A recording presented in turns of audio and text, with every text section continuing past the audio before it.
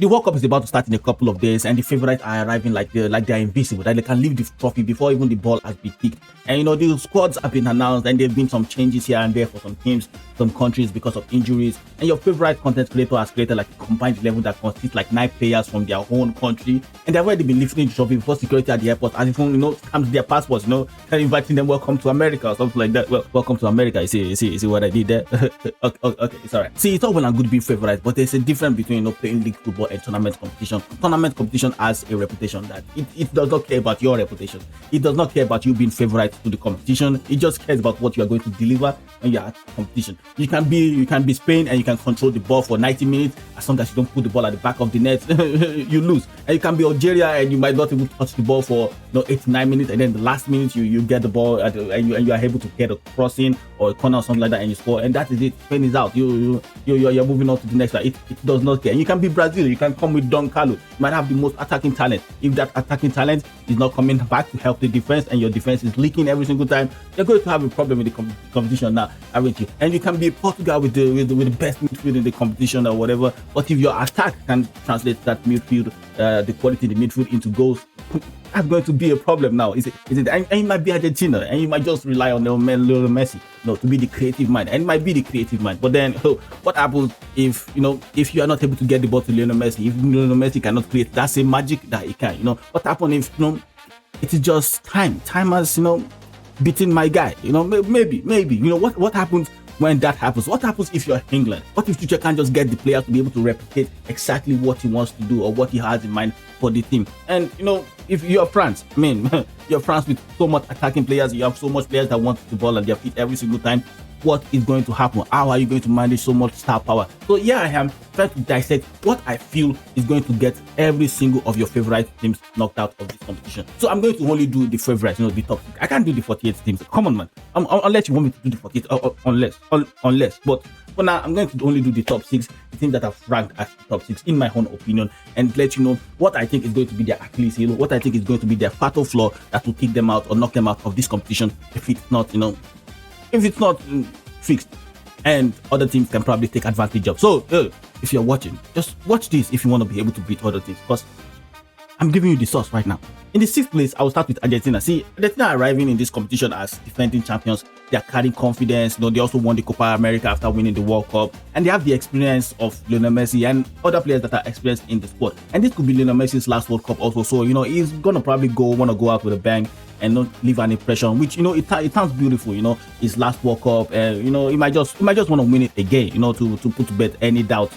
So he doesn't even have to prove anything to anybody. He just he might just want to enjoy the competition and have the best competition possible. And the thing is, Lionel Messi is just a creative mind that he doesn't need to run around before it creates chances. He doesn't need to chase back and defend and do all that stressful work that comes with the game. At this point in his career, he just basically strolls around, look for spaces, and then hurt you with those spaces. But Argentina's greatest strength is also their most delicate responsibility. They will be they are still emotionally and tactically built around Lionel Messi.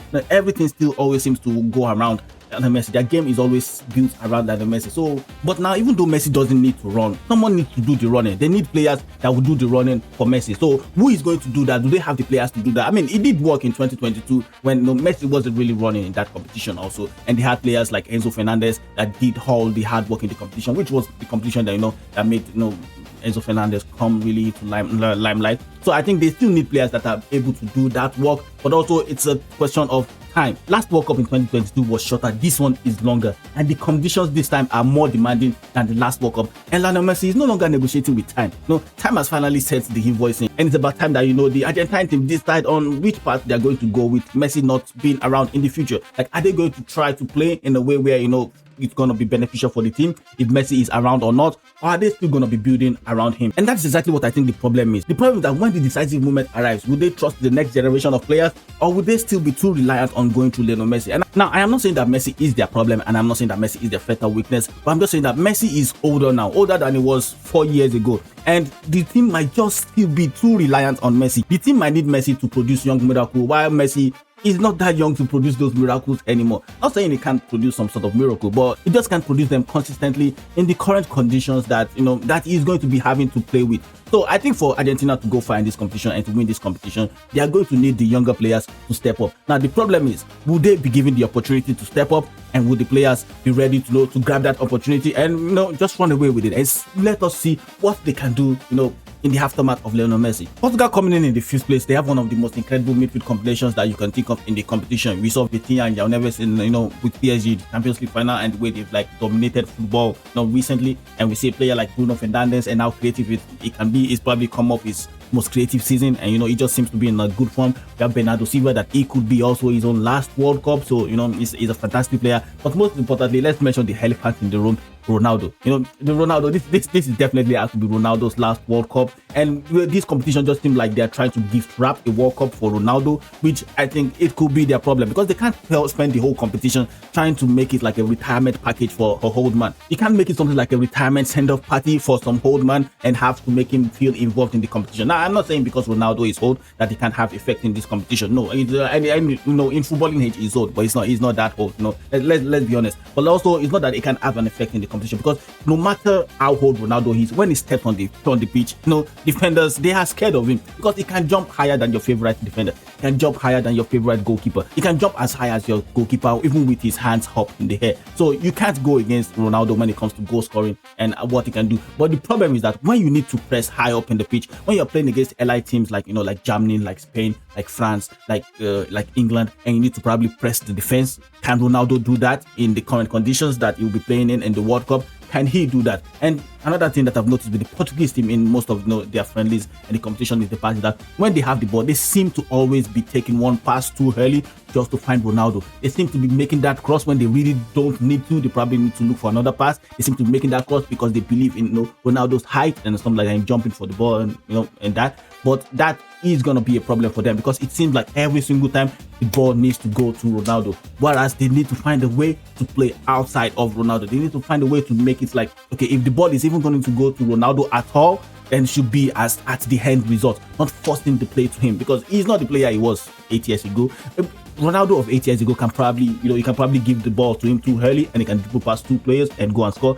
That was the Ronaldo of 8 years ago, but now he can't do that. And most of the time now, he seems to have more of his back towards goal, basically playing as a 9 and facing the goal as he used to when he was way younger. And it's just simply because the man is getting older. It's a little more difficult to do that now. So I think that will be Portugal's fatal weakness in this competition. I think it will be around the point of that you have players that can play, that can possess the ball, that can keep the ball, that can play the ball around, but they're going to move it too quickly and find Ronaldo too early, which might cause them to lose the ball more often. And then when they need to push up and press, they probably won't be able to do that, because Ronaldo does anything but press, and we've seen that for a lot of time. A lot of Manchester United fans complained about this when Ronaldo was in the Premier League, also when the second time when he came around. So this is going to be something that the Portuguese team have to look into. But the problem also is that, are you going to take Ronaldo out of the team? Who is going to be the manager? Will you want to be remembered as that manager that took Ronaldo off, that didn't play Ronaldo in the competition, and then they lose the competition and they don't win the competition? You're never going to be able to live it up for the rest of your life. So it is one of the situations where you are caught between a rock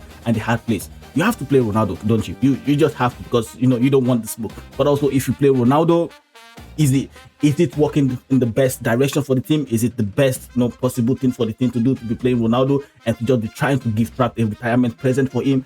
I don't know if it is the right thing to do. Now, this Portuguese team have enough stars to form a galaxy, but you cannot allow the entire galaxy to disappear into one sun. Now, let's talk about Brazil. See, this Brazil squad has fantastic attacking options, and they have a lot of attacking players that they are dangerous. Let's just say it. The Brazilian team is dangerous attacking wise. So they have Vinicius that you don't want him running at your fullback one-on-one. It is not something you want. He's a player that can cause penalties, cause free kicks at willy-nilly. No, and then you have Rafinha also on the other side. That is going to be trouble for fullbacks also, with his dangerous movements, with his intelligent reading of the game. You have players like Cunha, you have Thiago, you have Hendrick, you have a plethora of attacking options, and even they're not going with João Pedro, which is incredible in my opinion. But it just goes to how much attacking options that they have in this competition, that they can afford to leave João Pedro at home. It's just it is incredible, isn't it? And you can't bet against a team with so much attacking talent and a manager that is just good at winning knockout competitions. And you have to look at Carlo Ancelotti's record. He has the most Champions League wins, if I'm not wrong,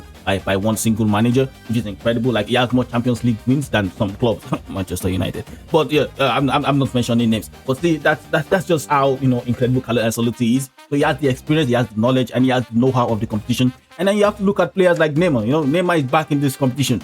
Casemiro is going to this competition as also. It could be his last World Cup. I don't know. It could be, but it could not also be. They have experienced fullbacks that have been trusted. And one of the Danilo got injured recently, which made room for Henderson to join the team, which I think is probably it's probably better, because I think it's the fact that they have a really, really, really good attacking options, really young, energetic, fast attacking players in front of a really, really hold structure behind them, which I think is going to be a problem, because when you have players like Vinicius that go forward a lot, there are players like Thiago that go forward a lot. I mean, he's an attacker, but then they are not really known for coming back and pressing. You have a player like Neymar that would go for, he has injuries right now, but you never know, he might just be fit enough to play. With Neymar, it's always unsure.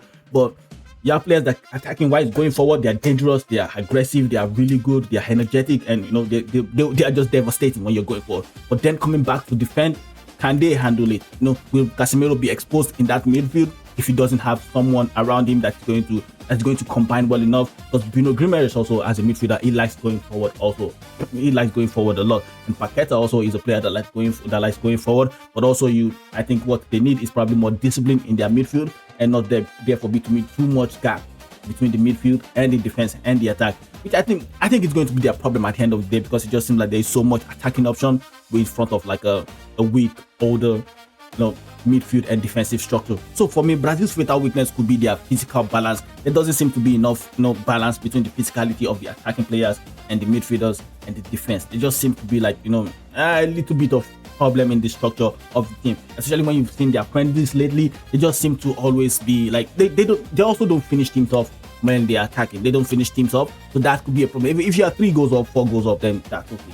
But if you're not, that's a problem. But with the inclusion, I feel like Carlo Ancelotti also noticed this during the preseason training, and a lot of people have been wondering, why didn't you call Pedro back to the national team instead of calling Henderson? Or is it because Henderson has signed for Manchester United? I don't think that is why. I think he looked at the friendlies that they have played recently, and he discovered that there is just seems to be not enough energy and not enough pace in the middle of the pack and in the defense to match up with the attacking power that they have, because the attackers just seem to always drift too far forward from the rest of the team, because they are attackers, and Vinicius and co, they are not really known for coming back and being disciplined in defensive areas also. So I think that is the reason why you had to call Ederson up to the team, where in the situation where you are leading or something like that, or you are beating the team, or you are being overwhelmed in the middle, he might need to call on a player that can run around and get around a lot more than a player like Casemiro can, or a player that can complement Casemiro in that kind of situation. And I think that is the reason why he called Henderson into the pitch, and that's the reason why I think he called Henderson into the squad rather. And so I don't know if he will be able to use Henderson, because I feel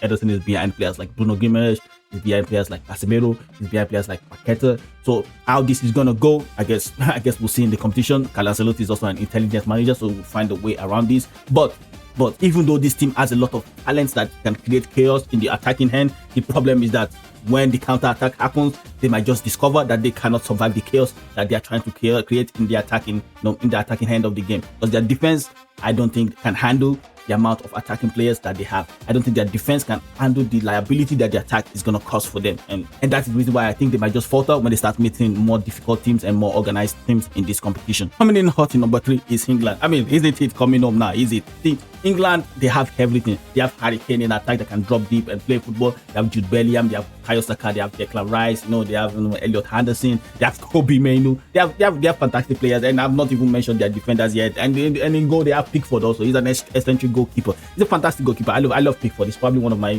favorite goalkeepers. And it's just for the character he is. And this time around, they have hired a German manager. We know Germans for their efficiency, and we know Tuchel is also a really good manager. So it's no doubt about the fact that they have hired Tuchel, a really good manager, and I think he's gonna do wonders with the English squad. But looking at the friendlies they've played and looking at them during this competition, it just seems like they are still experimenting. It seems like they are still in the process of experimentation, which I don't think is sensible anymore. I think they should be at a point where they have already established how the team should be. But the problem you have is when you have a squad with Harry Kane that's going to drop deep and play the ball. So a lot of times they rely on Harry Kane to be both the creator and the goal scorer. They don't have those two things. You have to consider who is going to score the goal when Harry Kane does deep. Create chances. He can't create a chance and then go and score it. It doesn't work. It's not two people at once. He's just one man. When he's dropping deep, there's almost nobody taking his position in the box. There's almost nobody that is making that run and trying to get at the end of whatever ball that he's trying to play. And this is the problem I think the English squad has. I feel like they just seem so disjointed. They don't seem like organized enough for me with the kind of players that they have. I mean, there are questions that need to be asked. If Harry Kane drops, who attacks the box? Like, where does Jude Bellingham play in this formation? Where does he play? Does he play in front of some attacking three or something like that? Because I don't see him as a really attacking player. Or does he play next to someone? Who is he gonna play next to? Is he gonna play next to Elliot Anderson? Elliot Anderson is also not a player that sits, and just tries to defend, the midfield or something like that. He's gonna play alongside Declan Rice, which might be a better option. But we've seen this season that Declan Rice is also not that player. Also, it's more like Zubimendi that has been staying behind during Arsenal matches, just covering for Declan Rice also. And you're wondering who covers the number 10 position. I mean, whenever someone is covering the number 10 position, is Harry Kane gonna be dropping deep? Because he seems to enjoy dropping deep no matter which team he's playing in. He seems to like dropping deep and creating the chances. And then who plays on the left? Who's gonna be? Is it Rashford that's gonna be playing on the left? Is it Anthony Gordon that's gonna be playing on the left? Are they gonna be the one providing the width? Because I feel like in the right side of the attack, they already have players in that position that can cover that position and can create chances for them in that position. But on the left, there's still questions to be asked about who can really solidify their position in that area. And how do you handle the pressure? It's a knockout stage. It's the 74th minute. It's still 0-0, or maybe you're even 1-0 down, and the entire country is breathing like it's Darth Vader. Like we're waiting for something to happen. Like who is going to be able to handle the pressure? Is it Eze? Is it Saka? We saw Eze miss a penalty recently. So Saka missed a penalty last time around, and it didn't go well. Everyone went on Saka. Who's going to be able to grab the team by its neck and just pull them and just carry them on the shoulder when it really matters? And I think these are the questions that they seem to have in the national team that I just feel like they don't have answers to. And that is what I think is their fatal weakness. See, their fatal weakness is not the lack of talent. They have talent. They have better talent. There's so much talent in their squad. But their fatal weakness, the possibility of they have a starting 11 that looks like the answers to a different question and not the one that needs to be answered right now. And when you're playing tournament football, it doesn't give you time to discover yourself. It doesn't give you time to experiment. To try experimenting in one game and you're out of the competition. So this is not the time to be experimenting. This is not the time to be checking if somebody can play a particular position, or if you have an attacking combination of Kane and Watkins or something like that. It's not the kind of competition to be doing that. It is the kind of competition where you should have been prepared and should be ready to go from the kickoff to the end of the competition, because it is unforgiving. Now, France, see, the French squad is they are ridiculous. Their bench can even win this competition if they want to play with their bench. But also, like every other team in this competition, they have a weakness. And if you look at the game against Ivory Coast, you will see like they just seem to be a way to get at them when they've made a lot of substitution. And I feel like what could be their problem would be the amount of attacking players that they have that wants the ball to their feet, the amount of players that they have that want freedom. And you look at Cherki is a player that wants freedom. He wants freedom to be able to flow around the pitch. Now, that is not a problem. He does it at Man City also. He flows from the left to the right, dribbles past people, he gets chances, he scored goals. That is incredible. But also, you have a player like Mbappe that wants exactly the same thing. You have a player like Mbappe that wants the ball to his feet. He wants to be able to dribble past players. He wants to be able to not have to, pace back when they have to defend or something like that. So this is going to be a problem when you have so much players with attacking talent, but they want to have freedom. And I've mentioned Cherki and Mbappe, but I've not mentioned Dembele. Now, Dembele on his own right, he's a more disciplined player, but he also wants freedom. So now that I've mentioned like 3 players already that want freedom in the way they play, which this is the problem now, isn't it? Because everyone cannot just be free and be running around and doing whatever they want. How can this team be compact and structured and be creative at the same time? I mean, do you give the creative freedom to Cherki, whereas Mbappe is there with the captain bad on this? I'm telling you, I'm the captain. I should have the creative freedom. I should be the one popping around the pitch wherever I want. I should be the one to be able to walk back chill, relax, and wait for the for the attacking sequence. And then there's Mbappe on that side, like, yo, Ballon d'Or winner over here. What are you saying? I can score goals out of nothing. I can go past 2-3 players and create chances. I just want the Champions League. Tell me what you want this season, huh?